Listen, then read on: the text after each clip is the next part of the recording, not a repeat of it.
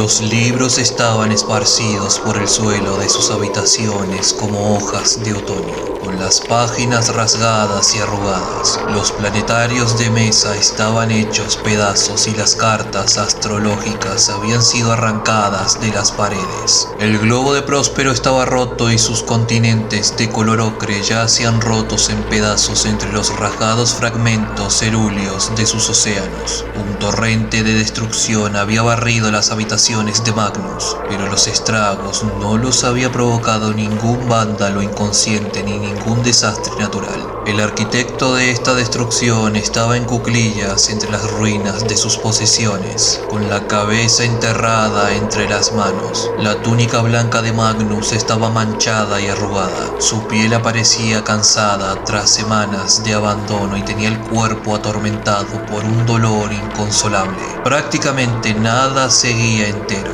Los espejos estaban también rotos, reducidos a añicos de cristal reflectantes. Magnus levantó la cabeza, sin aliento después de su orgía de vandalismo. El esfuerzo no era nada, era la importancia de lo que había destruido lo que lo dejaba sin aliento. El horror desnudo que le paralizaba la mente de lo que se había perdido y nunca podría recuperarse. Magnus se levantó, con su cuerpo reducido, despojado de su antigua gloria, como si una parte fundamental de él se hubiera quedado en tierra después de su enfrentamiento con su padre. El momento de conexión que habían compartido había sido sublime y horroroso. Se había visto a sí mismo como lo veían los otros. Un monstruoso y fiero ángel de sangre que llevaba un destino funesto a aquellos pobres y desafortunados mortales que caían bajo su mirada. Solo su padre lo había reconocido, porque él había forjado la vida de su interior y reconocía su propia obra. Magnus había experimentado ese terrible conocimiento de sí mismo en un instante, sintiendo cómo le cauterizaba el corazón y le aplastaba el alma en un terrible momento de unión. Había intentado llevar la advertencia, mostrarle a su padre lo que había visto y lo que sabía, pero no había importado. Nada de lo que hubiera podido decir habría pesado más que el error colosal que había cometido al ir a Terra, ni tampoco habría podido volverse atrás. La traición de Horus quedó en nada, convirtiéndose solo en un pensamiento de última hora después de la destrucción que Magnus había desatado sin darse cuenta.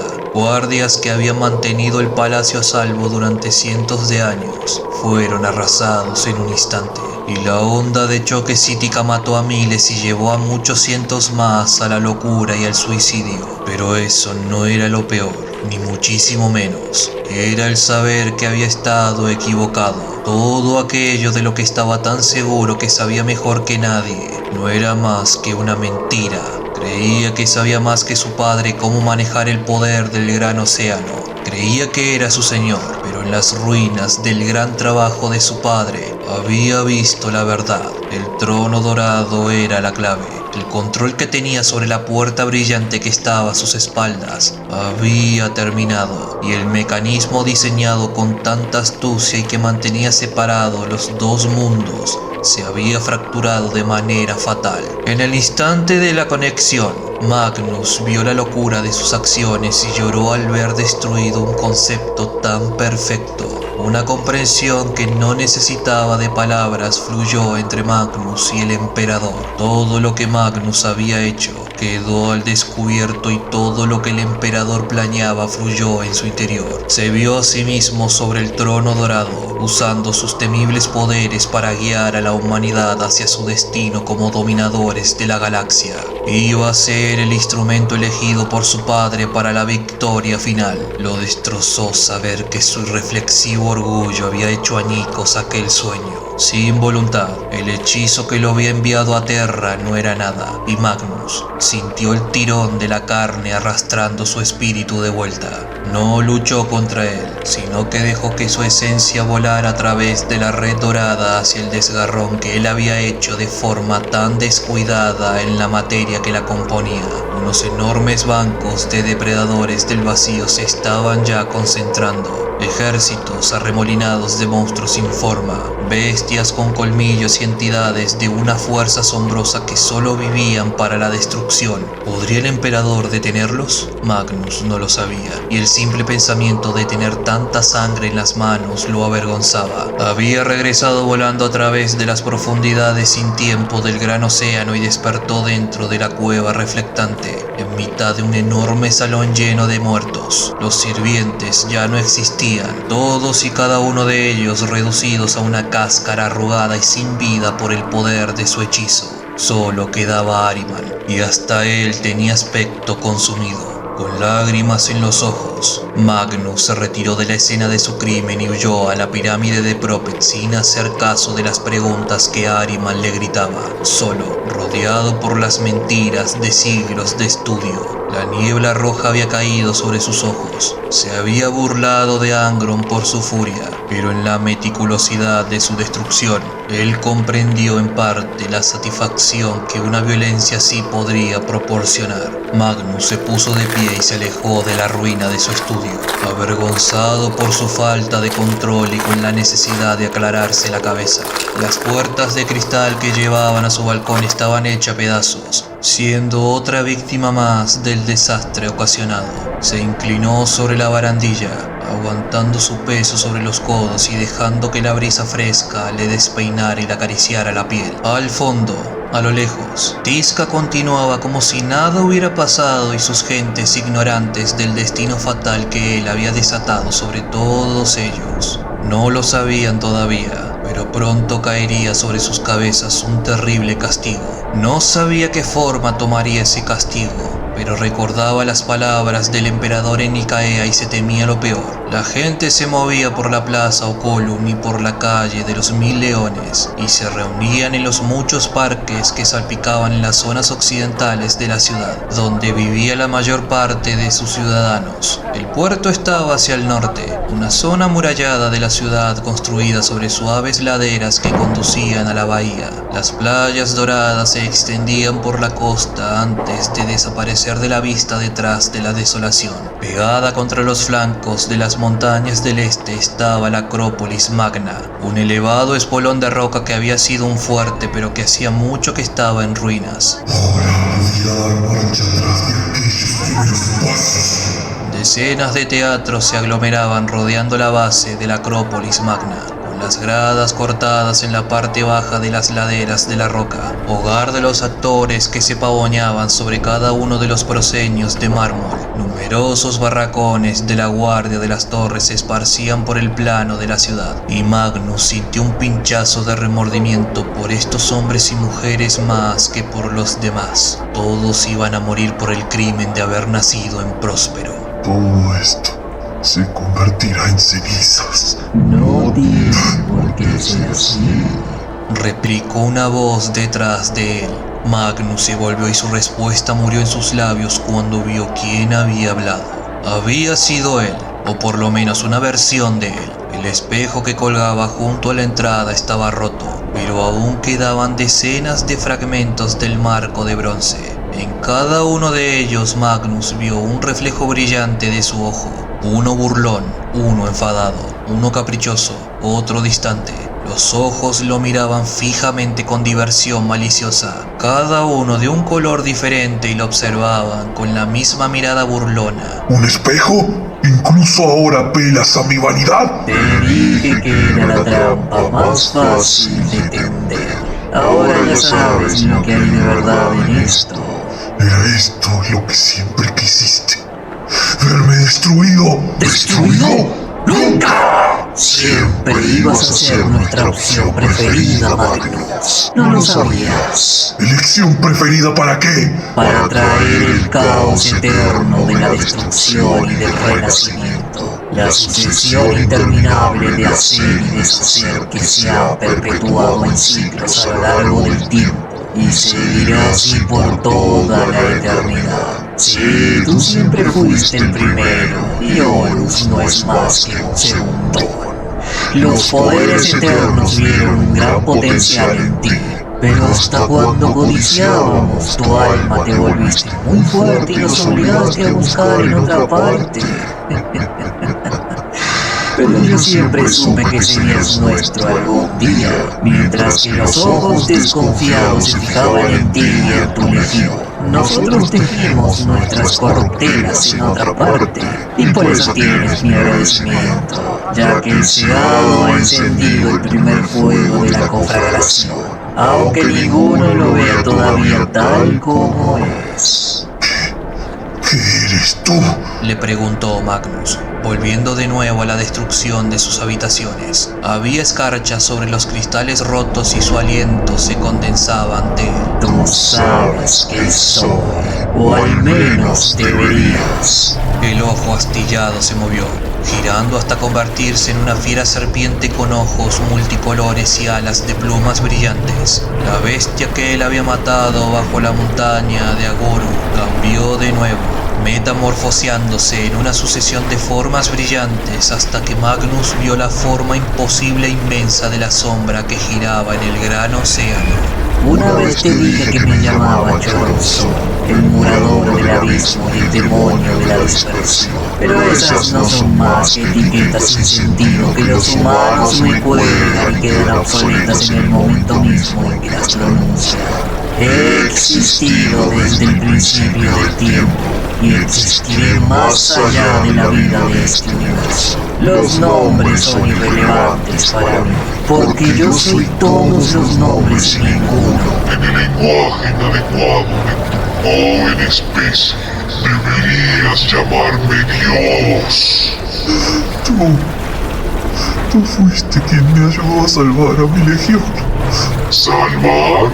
No, yo solo pospuse su destino fatal. Y esa ayuda ya ha terminado. ¡No! ¡Por favor! ¡Eso nunca! Hay que pagar un precio por el tiempo que les di a tus hijos. Lo sabías cuando aceptaste el regalo de mi poder. Ahora ha llegado el momento de cumplir tu parte en el trato. Yo no hice ningún trato, no con los de tu caraña. Oh, sí que lo hiciste. Cuando desesperado gritaste pidiendo ayuda en las profundidades de la disformidad. Cuando rogaste pidiendo los medios para salvar a tus hijos. Volaste demasiado cerca del sol, Magnus. Ofreciste tu alma para salvarla de ellos. Y ha llegado el momento de pagar esa deuda. Entonces llévame a mí. Deja mi legión y permíteles que sirvan al emperador. Ellos no tienen la culpa de nada. Han bebido del mismo cáliz que tú. ¿Y por qué ibas a querer que sirvieran a un hombre que te traicionó? Un hombre que te mostró un poder sin límites y después te dijo que no lo usaras.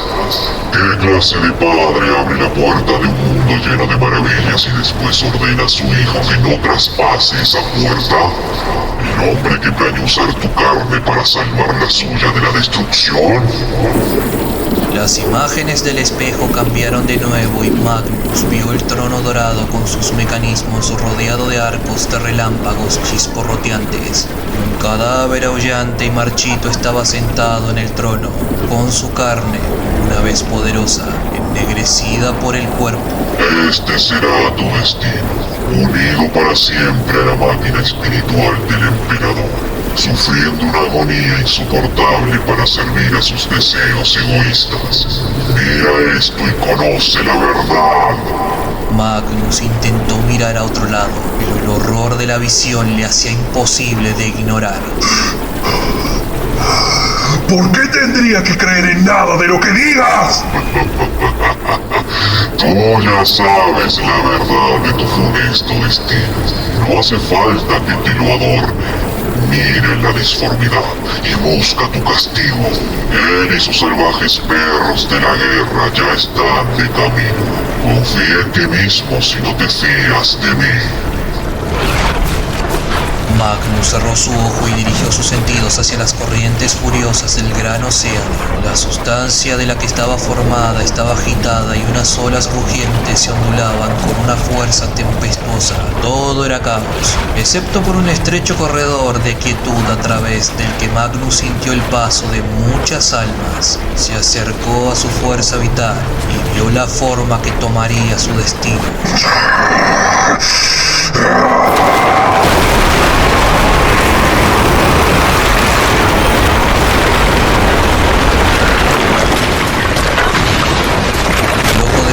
se abrió de golpe y la rabia rebosó. De su mano surgió una erupción de abrasador fuego blanco, la más prosaica y primitiva de las artes, y sus habitaciones se llenaron de llamas ondulantes, consumiéndose por su furia. Todos los ojos de Tizca se volvieron hacia la pirámide de Prophet, su columna de fuego empequeñeciendo a la del Pirae. Solo el libro de Magnus permaneció intacto, y sus páginas inalterables ante el fuego asesino. No quedó nada del espejo. Los fragmentos derretidos burbujeaban en un charco fundido a sus pies. Tú puedes destruirlos. Di la palabra y yo haré pedazos a sus embarcaciones, dispersándolos más allá de todo conocimiento y esperanza de salvación. Solo dilo. ¡No!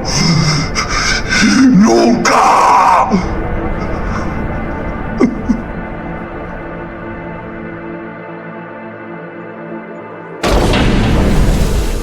Magnus no tenía conocimiento de cuánto tiempo había pasado cuando oyó el estruendo que hizo su puerta al abrirse. Levantó la mirada y se encontró que Utizar entraba en sus habitaciones. Sus jóvenes facciones se conmocionaron ante la devastación que vio allí dentro. Un pelotón de guerreros del escarabajo oculto venían con él, con los visores marcados como una sola línea vertical que oscurecía la lente del ojo derecho de sus cascos. Magnus había oído que la tradición se había convertido en algo común y corriente después del concilio de Nicaea, pero ver una señal tan evidente de la devoción de sus hijos fue un dardo envenenado en su corazón. ¡Utizar! ¡Lárgate de aquí! ¡Mi señor! Exclamó Utizar al mismo tiempo que avanzaba hacia Magnus. Magnus levantó una mano para detenerlo, con el dolor a punto de aplastarlo. Pensó en todo lo que había visto y en lo que el monstruoso dios de la disformidad le había mostrado. Utizar se tambaleó cuando toda la fuerza de los pensamientos de Magnus lo golpeó como un puñetazo. Él lo vio todo. El horroroso destino que se aproximaba. Magnus sintió cómo se le endurecía el corazón y se maldijo a sí mismo por esa debilidad de voluntad tan imperdonable. Es verdad, hijo mío. Todo es verdad. Vio los ojos de Utizar rogándole que le dijera que no era cierto o que se trataba de una prueba detestable. Pero por mucho que Magnus quisiera salvar a sus hijos de los pecados de su padre, sabía que no podía hacerlo. Se había mentido a sí mismo y a sus guerreros durante demasiado tiempo y no podía desperdiciar esta última posibilidad de decir la verdad y de redimirse. Daba igual lo que conllevara. Tenemos que poner a la legión en máxima alerta, dijo Utizar, volviendo y gritando órdenes a los guerreros del escarabajo oculto. Movilicen a la guardia de las torres y que la flota esté preparada para recibir órdenes de combate. Comuniquen la proclamación de las armas a las milicias civiles y den la orden de evacuación general para los no combatientes a las cuevas reflectantes. Magnus negó con la cabeza y un muro de fuerza inquebrantable surgió delante de Utizar y de sus guerreros, atrapándolos dentro de sus habitaciones abrasadas y humeantes. Lo siento, Utizar. De verdad que lo siento, hijo mío. Pero no puedo dejar que hagas esto. ¿Padre? Utizar empezó a volverse hacia él, pero antes de que su hijo pudiera mirar su ojo, Magnus terminó con su vida.